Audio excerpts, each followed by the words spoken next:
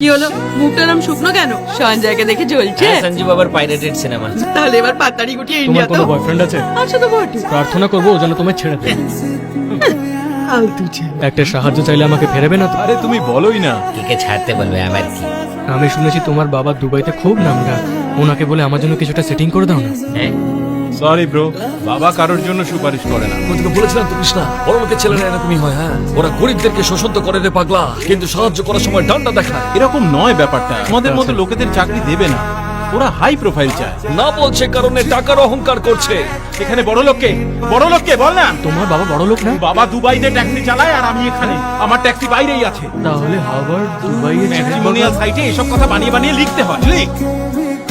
আমি সবকিছু বলে ফেললাম।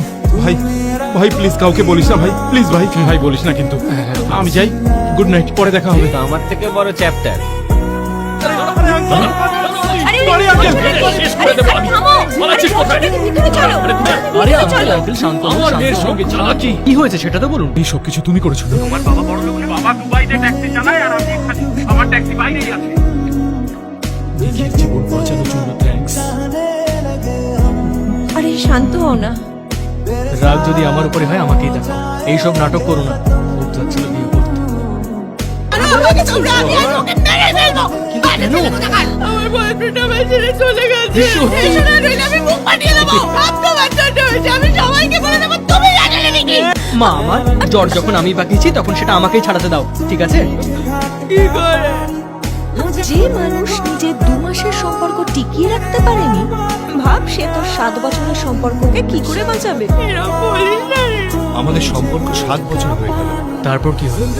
রোজ আমাদের ঝগড়া হয় আর আমরা কেউ কাউকে সরি অব্দি বলি না। আগের মতো আর কিছুই নেই।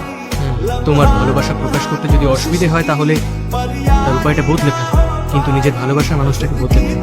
এতদিন তুমি তোমার মতো করে ভালোবেসেছো, এবার ওকে একটু ওর মতো করে ভালোবাসো। জীবন কিন্তু কখনোই একঘেয়ে হয় না, ওগুলো আমাদের ভাবনা।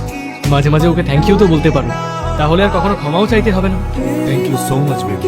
It's okay, baby. Hey bro, হুম। তোমার নামটা কি? কি? এই নিকি, ওকে কখনো ছেড়ো না কিন্তু। হ্যাঁ নিকি, he's so sweet. বিয়ে তুই ওকেই করে ফেল। হ্যাঁ,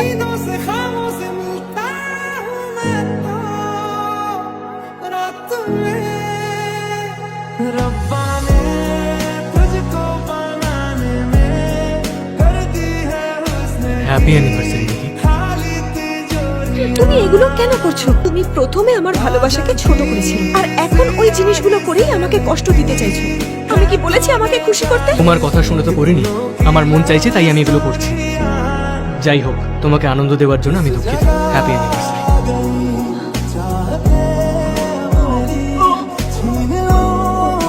পিঙ্কি, এই মেয়েটা আবার কে? এই সেই মেয়ে যার জন্য এত সমস্যা হচ্ছে। ভুলে ওর গায়ে হাত দিস না, ওর থেকে দূরে থাক।